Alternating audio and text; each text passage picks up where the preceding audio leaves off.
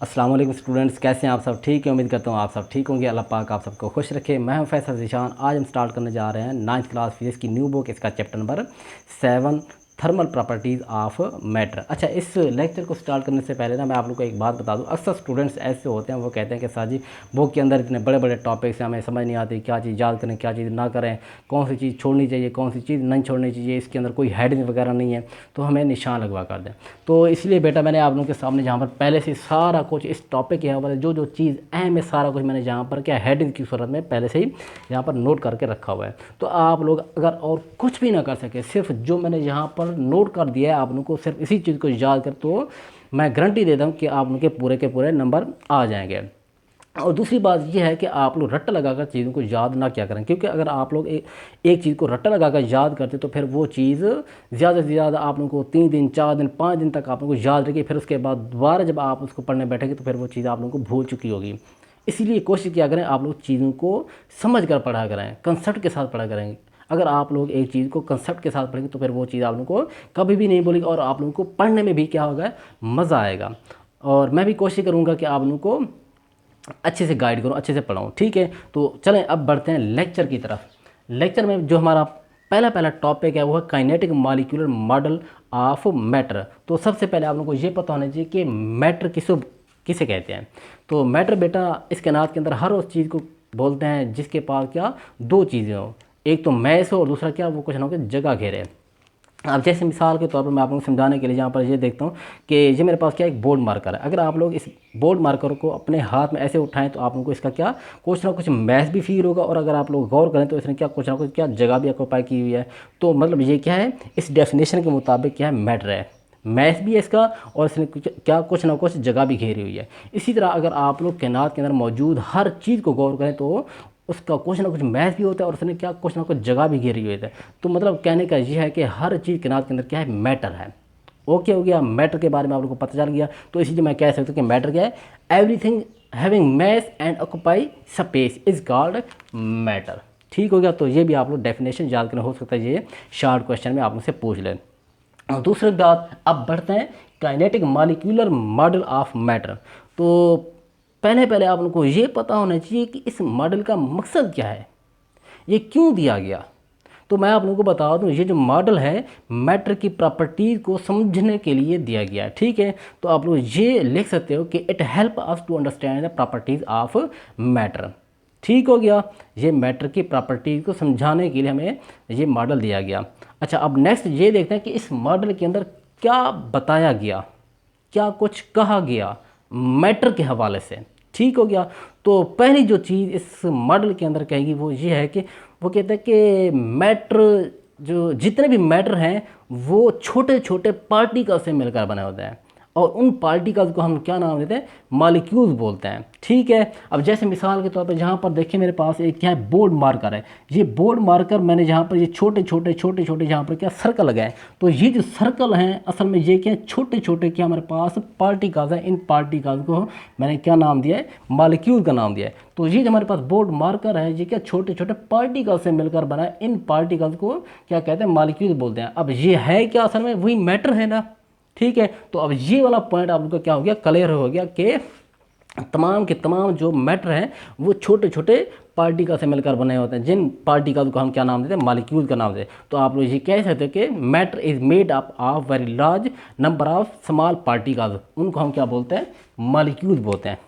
पहला point clear हो गया जो कि इस मॉडल के अंदर मैटर के हवाले से कहा गया। ठीक हो गया, अब जो दूसरा पॉइंट है, दूसरा पॉइंट ये कहता है कि ये जो हमारे पास मैटर के अंदर जो छोटे छोटे पार्टिकल्स होते हैं ये हमेशा क्या करते हैं, मोशन में रहते हैं, हमेशा हरकत करते रहते हैं। ठीक हो गया, तो दूसरी बात आप लोग ये लिख सकते हो कि these molecules are always in motion. Clear हो गया, दूसरा पॉइंट भी आप लोगों को। अब तीसरा पॉइंट ये है कि ये जो मॉलिक्यूल्स हैं मैटर के अंदर हमेशा मोशन में रहते हैं, तो इनकी मोशन कोई सीधा जा रहा होता है, कोई वाइब्रेट कर रहा होता है, कोई जो है ना रोटेशनल मोशन में होता है। ठीक है, तो आप लोग ये बात लिख सकते हैं कि दियर मोशन में बी रोटेशनल, वाइब्रेशन और लीनियर। ओके हो गया, ये 3 पॉइंट्स भी आप लोगों को क्या हो गया, क्लियर हो गया। और दूसरी बात ये है कि ये जो हमारे पास मैटर है, इसके अंदर ये जो पार्टिकल्स हैं, इन पार्टिकल्स के दरमियान क्या होती है, फोर्स ऑफ अट्रैक्शन होती है। ये एक दूसरे को क्या करते रहते हैं, एक दूसरे के खींचते रहते हैं, इनके दरमियान क्या होती है, फोर्स ऑफ अट्रैक्शन। तो आप लोग लिख सकते हो कि these molecule attract each other, ठीक है, विद आ फोर्स। एक दूसरे को क्या करते हैं, ऐसे खींचते रहते हैं, एक दूसरे के ऊपर क्या फोर्स लगाते रहते हैं, ठीक है। और उस फोर्स को हम क्या नाम देते हैं, इंटरमॉलिक्यूलर फोर्स।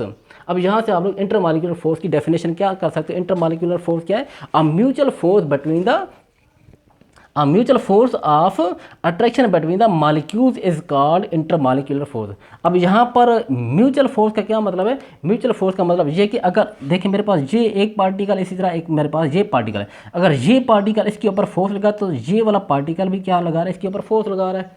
तो इस फोर्स को हम क्या नाम देते हैं, म्यूचुअल फोर्स, ठीक हो गया। इंटरमॉलिक्यूलर फोर्स क्या है, इन पार्टिकल के दरमियान जो फोर्स ऑफ अट्रैक्शन होती है उसको हम क्या बोलते हैं, इंटरमॉलिक्यूलर फोर्स, ठीक हो गया। अच्छा, अब दूसरी बात यह है कि ये हमारे पास ये इंटरमॉलिक्यूलर फोर्स है वो क्या डिस्टेंस के क्या होती है, इन्वर्सली प्रोपोर्शनल होती है। डिस्टेंस के क्या है, इन्वर्सली प्रोपोर्शनल। मतलब ये है कि देखिए मिसाल के तौर पर ये हमारे पास दो पार्टिकल्स हैं, इन पार्टिकल के दरमियान देखिए फासला क्या है, कम है। फासला कम है तो मतलब इनके दरमियान देखें अगर फासला कम है तो ये एक दूसरे के ऊपर ज़्यादा फोर्स लगाएंगे, फोर्स ऑफ अट्रैक्शन क्या होगी, ज़्यादा होगी। इसी तरह अगर आप देखें ये मेरे पास क्या है, दो पार्टिकल, इनके दरमियान अब फासला क्या है, ज़्यादा है, फासला ज़्यादा है, तो इनके दरमियान जो फोर्स ऑफ अट्रैक्शन होगी वो क्या है, कम होगी। तो फोर्स ये जो हमारे पास इंटरमॉलिक्यूलर फोर्स है उन मॉलिक्यूल के दरमियान क्या है, डिस्टेंस के क्या है, इन्वर्सली प्रोपोर्शनल। अगर डिस्टेंस ज़्यादा तो फोर्स कम, अगर डिस्टेंस कम तो फोर्स ज़्यादा होगी, ठीक हो गया। अच्छा, यहाँ पर आप लोग ये एक एमसीक्यू के लिए आप लोग नोट कर लें। एमसीक्यू क्या आप यहाँ से बन सकते हैं कि मैटर के अंदर जो हमारे पास मॉलिक्यूल्स हैं, ठीक हो गया, क्योंकि ये हमेशा क्या हरकत में होते हैं, मोशन में होते हैं, तो इन मॉलिक्यूल्स के अंदर क्या काइनेटिक एनर्जी भी होती है, ठीक है। तो जो काइनेटिक एनर्जी होती है वो किस वजह से होती है, वो काइनेटिक एनर्जी इनकी मोशन की वजह से, क्योंकि ये मॉलिक्यूल हमेशा क्या होते हैं, मोशन में होते हैं। तो इन मॉलिक्यूल्स के अंदर जो काइनेटिक एनर्जी है वो तो ये मोशन की वजह से, ठीक हो गया। और इनके अंदर क्या पोटेंशियल एनर्जी भी होती है। पोटेंशियल एनर्जी क्यों होती है, पोटेंशियल एनर्जी इनके दरमियान जो फोर्स ऑफ अट्रैक्शन है उसकी वजह से होती है। तो यहाँ से आपने ये चीज़ नोट करनी है, एमसीक्यू के हवाले से अहम तरीन है कि molecule possess kinetic energy due to motion, ठीक हो गया। मोशन की वजह से इनके अंदर क्या होती है, काइनेटिक एनर्जी और potential energy, and potential energy due to force of attraction. Clear हो गया। चलें अब बढ़ते हैं, हमारे पास क्या मैटर की क्या होते हैं, तीन स्टेट्स होते हैं, सॉलिड हो गया, लिक्विड हो गया एंड गैस हो गया। बुक के अंदर सारा कुछ क्या मिक्सअप हुआ है, कोई समझ नहीं आ रही क्या चीज़ करनी है क्या चीज़ नहीं करनी है। तो मैंने यहाँ पर सारा कुछ क्या पॉइंट्स की सूरत में यहाँ पर आप लोगों को नोट करवा दिया है। तो ये बहुत ही आसान है, आपने सिर्फ गौर करके समझना है, ठीक है। सबसे पहले आपने क्या करना है, डायग्राम की हेडिंग देनी है, फिर अरेंजमेंट ऑफ मॉलिक्यूल्स की हेडिंग देनी है, फिर आपने इंटरमॉलिक्यूलर स्पेस की, और उसके बाद फोर्स ऑफ अट्रैक्शन, उसके बाद मोशन, उसके बाद शेप, और आखिर में वॉल्यूम की आपने हेड देनी है। आप लोग सिर्फ और सिर्फ एक चीज़ याद कर लें और बाकी सारा उसी चीज़ को देखकर आप लोग लिख सकते हो। जो चीज़ आपने याद करनी है वो चीज़ याद क्या करनी है, इनकी डायग्राम्स आपने याद करने हैं। फिर डायग्राम को देखकर आप लोग सारे पॉइंट्स आराम से लिखते जाएंगे, ठीक है। वो मैं आप लोग को अभी बताता हूँ कैसे। देखिए सॉलिड की डायग्राम आप लोग ये देखें, ये लिक्विड की डायग्राम हमारे पास क्या ये है, और गैसेस की डायग्राम आप लोगों के पास ये है। ये चीज़ें आप लोग याद कर लें, ठीक है। अब नेक्स्ट पॉइंट हमारे पास क्या, अरेंजमेंट ऑफ मॉलिक्यूल, के सॉलिड के अंदर मॉलिक्यूल किस तरह होते हैं, उनकी क्या अरेंजमेंट होती है। तो अगर आप यहाँ पर सॉलिड के अंदर इसकी डायग्राम के अंदर आप लोग क्या करें, गौर करें, तो यहाँ पर देखिए जो सॉलिड के अंदर मॉलिक्यूल हैं वो एक दूसरे के साथ बिल्कुल ऐसे चिपके हुए नहीं है, फिक्स नहीं है। तो आप लोग लिख सकते हो ना कि solid molecules are fixed, they are very closed, कि सॉलिड के अंदर जो मॉलिक्यूल्स हैं वो एक दूसरे के क्या बिल्कुल करीब हैं। आप लोग देख सकते हो, आप लोगों को नजर आ रहा है, तो देख कर आप लोग लिखते जाएं कि सॉलिड मॉलिक्यूल हमारे पास क्या होते हैं, बिल्कुल क्लोज होते हैं, तो ये आर फिक्स्ड, ठीक हो गया। अब नेक्स्ट इसी अरेंजमेंट ऑफ मॉलिक्यूल को देखते हैं लिक्विड के अंदर, ठीक है। तो यहाँ पर गौर करके देखें कि लिक्विड के अंदर जो हमारे पास पार्टिकल्स हैं वो देखें सॉलिड के मुकाबले में थोड़ा सा दूर दूर नहीं है, क्या है, दूर दूर है। तो आप लोग यही बात लिख सकते हैं कि in liquid molecules are far apart from each other, कि लिक्विड में जो मॉलिक्यूल्स हैं वो थोड़ा सा क्या है, दूर दूर है, क्लियर हो गया। अब इसी तरह हम गैस के अंदर देखते हैं कि अरेंजमेंट ऑफ मॉलिक्यूल क्या है। तो ज़रा डायग्राम के ऊपर गौर करें तो आप लोगों को समझ आएगा कि गैस के अंदर जो मॉलिक्यूल हैं वो एक दूसरे से बहुत दूर हैं, काफ़ी दूर हैं। तो इसी चीज़ को देखकर आप लोग लिख सकते हो कि इन gases molecules are very very far apart from each other. तो बताएं इसमें कोई है मुश्किल, कोई रट्टा लगाने की है कोई बात? सिर्फ आप लोग इसी चीज़ को देखें, डायग्राम को अपने कंसेप्ट बनाएं, डायग्राम को देखकर ये सारा कुछ आप अपनी वर्डिंग में लिखते जाएं। ठीक हो गया। अच्छा, अब नेक्स्ट देखते हैं हमारे पास दूसरा पॉइंट, दूसरी हेडिंग वो क्या, इंटरमॉलिक्यूलर स्पेस। स्पेस कहते हैं मतलब गैप को, कि सॉलिड के अंदर जो हमारे पास मॉलिक्यूल है उनके दरमियान कोई गैप है या नहीं है, इस चीज़ को देखेंगे। लिक्विड के अंदर जो हमारे पास मॉलिक्यूल है उनके दरमियान कोई स्पेस वगैरह है या नहीं है। इस तरह गैस के अंदर देखेंगे कि जो मॉलिक्यूल मौजूद है उनके दरमियान कोई स्पेस या गैप वगैरह है या नहीं है। तो आप लोग क्या करें, सिर्फ डायग्राम को फोकस करें। तो देखते हैं सॉलिड के अंदर देख रहे हैं तो आप लोगों को ये पता चल रहा है कि जो मॉलिक्यूल है वो एक दूसरे के साथ बिल्कुल चिपके हुए हैं। क्या आप लोगों को यहाँ पर कोई गैप, कोई स्पेस नज़र आ रही है? नज़र नहीं आ रही ना, तो बिल्कुल सिंपल आप लोग ये बात लिख सकते हो कि there is no space in solid molecule. इनके अंदर आप लोगों को कोई जगह नज़र नहीं आ रही, तो आप लोग लिखें there is no space in solid molecule. Clear हो गया। अब देखते हैं लिक्विड के अंदर। तो लिक्विड के अंदर देखें आप लोगों को कुछ ना कुछ क्या स्पेस नज़र आ रही है। यहाँ पर क्या मॉलिक्यूल के दरमियान कुछ ना कुछ क्या जगह मौजूद है, तो आप लोग लिखें, सिंपल सी बात है, there is some space in liquid molecule, बस बात ख़त्म। अब इसी तरह देखें गैस के अंदर देखें तो यहाँ पर गैस के मॉलिक्यूल्स के दरमियान काफ़ी सारी स्पेस मौजूद है, काफ़ी सारी जगह मौजूद है। तो जो जो चीज़ आप लोगों को नज़र आ रही है वो आप लोग लिखते जाएं। तो आप लोग यही लिखें कि a very large space is present in gas molecules. Okay हो गया। अच्छा, अब नेक्स्ट देख लेते हैं हमारे पास क्या, फोर्स ऑफ अट्रैक्शन। सॉलिड के अंदर देखेंगे फोर्स ऑफ अट्रैक्शन क्या है, इसी तरह लिक्विड के अंदर देखेंगे, इसी तरह हमारे पास गैस के अंदर क्या देखेंगे। अच्छा, अब दोबारा इसी डायग्राम को देखें तो यहाँ पर देखें हमारे पास सॉलिड के मॉलिक्यूल एक दूसरे के साथ बहुत करीब करीब है। इसका मतलब क्या है, फोर्स ऑफ अट्रैक्शन क्या होगी, ज़्यादा होगी। जैसे यहाँ पर मैंने आप लोगों को बताया फासला कम तो फोर्स ऑफ अट्रैक्शन क्या ज़्यादा, फासला ज़्यादा तो फोर्स ऑफ अट्रैक्शन क्या कम। तो यहाँ पर देखिए मॉलिक्यूल एक दूसरे क्या बिल्कुल बहुत करीब है, इसका मतलब क्या हो गया, फोर्स ऑफ अट्रैक्शन बहुत ज़्यादा होगी। ठीक है, तो आप लोग ये लिख सकते हो कि there is strong force of attraction. यहाँ पर सॉलिड के अंदर मॉलिक्यूल के दरमियान क्योंकि ये बिल्कुल क्या करीब है तो फोर्स ऑफ अट्रैक्शन क्या होगी, ज़्यादा होगी। क्लियर है। इसी तरह लिक्विड के अंदर देखें तो यहाँ पर सॉलिड की निस्बत मॉलिक्यूल एक दूसरे से थोड़ा सा क्या है, दूर हैं। तो यहाँ पर इसका मतलब क्या होगी, इनके दरमियान फासला आ गया है तो फोर्स ऑफ अट्रैक्शन क्या सॉलिड के मुकाबले में क्या होगी, कम होगी। तो आप लोग लिख सकते हो there is weak force of attraction in liquid molecule. ठीक है, क्लियर हो गया। इसी तरह आप नेक्स्ट देखते हैं हमारे पास गैस में जो फोर्स ऑफ अट्रैक्शन है वो कितनी है। तो यहाँ पर आप लोग देख रहे हो कि गैस के अंदर जो मॉलिक्यूल्स है एक दूसरे से क्या है, बहुत दूर हैं, बहुत ज़्यादा फासला ज़्यादा मॉलिक्यूल के दरमियान। तो इसका मतलब क्या होगा, फोर्स ऑफ अट्रैक्शन क्या होगी, बहुत वीक होगी। तो बस आप लोग यही बात लिखें, there is much weaker force of attraction. ठीक है, समझ आ गया। अब नेक्स्ट देखते हैं हमारे पास क्या, मोशन। अब ये देखें कि सॉलिड के अंदर जो मॉलिक्यूल है वो कौन सी मोशन करते हैं, लिक्विड के अंदर जो मॉलिक्यूल है वो कौन सी मोशन करते हैं, और इसी तरह गैस के अंदर जो मॉलिक्यूल है वो कौन सी मोशन करते हैं। तो इस चीज़ को समझें। अब यहाँ पर आप लोग दोबारा उसी डायग्राम को फोकस करें। मैंने आपको पहले बताया ना कि सिर्फ आपने डायग्राम को फोकस करना है, उसी चीज़ को आपने समझ कर सारे पॉइंट्स आपने लिखने हैं।